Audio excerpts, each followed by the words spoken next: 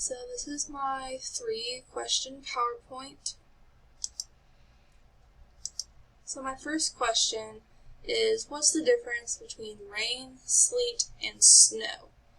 So the difference between these things is rain is just liquid falling from the sky, while sleet is rain that falls but is frozen right before it hits the ground, and snow is frozen before it starts to fall down to the ground. And my second question is about air mass and tornadoes.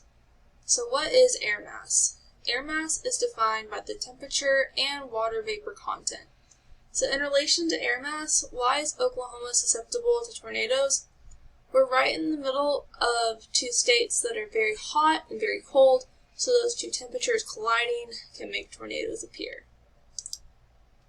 My last question is lifting air and types. So why is lifting air so important?